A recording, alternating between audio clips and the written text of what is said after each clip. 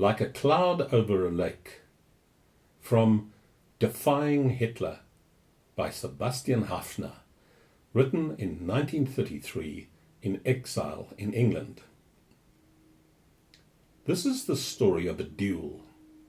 It is a duel between two very unequal adversaries, an exceedingly powerful, formidable and ruthless state, and an insignificant, unknown private individual. The duel does not take place in what is commonly known as the sphere of politics. The individual is by no means a politician, still less a conspirator, or even an enemy of the state. Throughout he finds himself very much on the defensive. He only wishes to preserve what he considers to be his integrity, his private life, and his personal honor. These are under constant attack by the government of the country he lives in, and by the most brutal but often also clumsy means. With fearful menace, the state demands that the individual give up his friends, abandon his lovers, renounce his beliefs, and assume new prescribed ones. He must use a new form of greeting, eat and drink in ways he does not fancy, employ his leisure in occupations he abhors, make himself available for activities he despises, and deny his past and his individuality. For all this, he must constantly express enthusiasm and gratitude. The individual is opposed to all that, but he is ill prepared for the onslaught.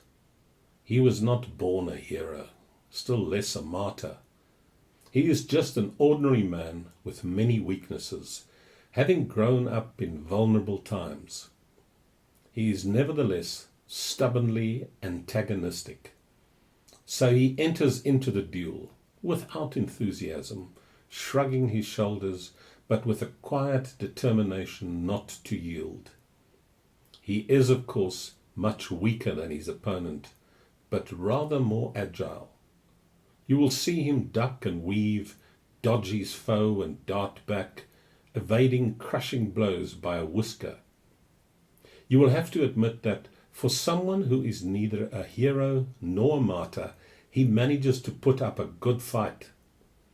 Finally, however, you will see him compelled to abandon the struggle, or, if you will, transfer it to another plane.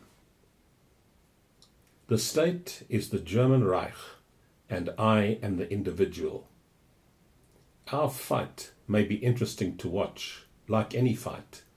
Indeed, I hope it will be, but I am not recounting it just for entertainment. There is another purpose closer to my heart.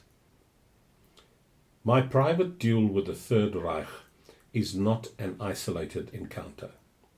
Thousands, maybe hundreds of thousands of such duels in which an individual tries to defend his integrity and his personal honor against a formidably hostile state have been fought in Germany during the last 6 years. Each is waged in total isolation and out of public view.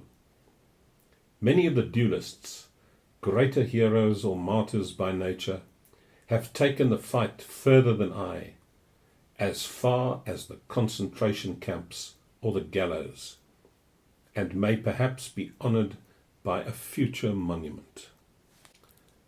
Others were defeated much earlier and are now silent grumblers in the ranks of SA reservists, Sturmabteilung, Nazi stormtroopers, or NSV Blockwarts, blockwardens, National Socialiste Volksversorger, National Socialist Society for the Welfare of the People.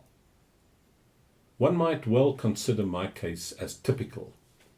From it you can easily judge the chances for mankind in Germany today.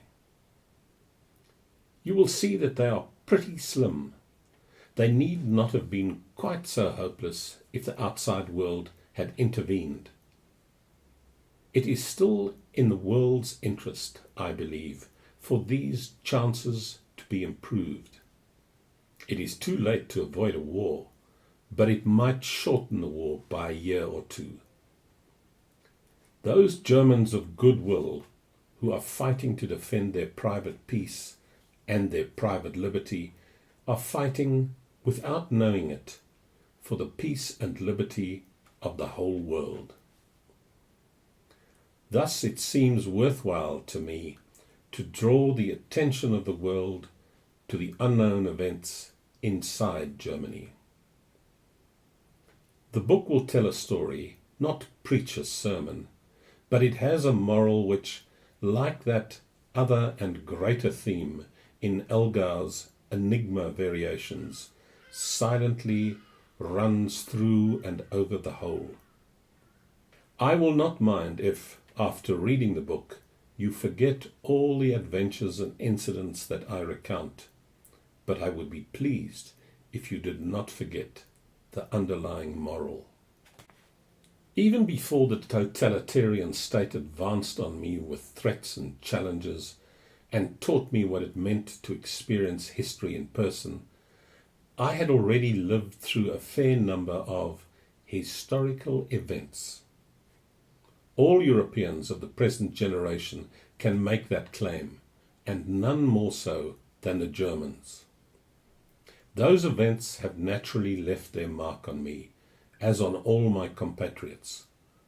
If one fails to appreciate this, one will not be able to understand what happened later.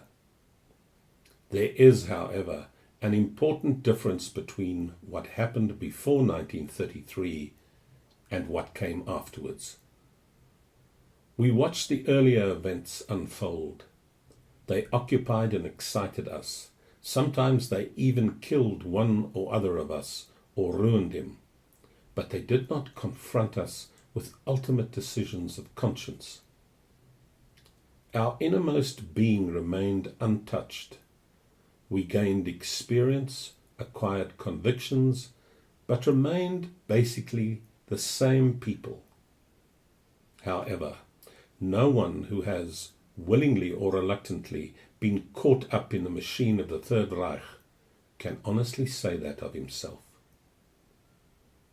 Clearly, historical events have varying degrees of intensity. Some may almost fail to impinge on true reality, that is, on the central, most personal part of a person's life. Others can wreak such havoc that nothing is left standing.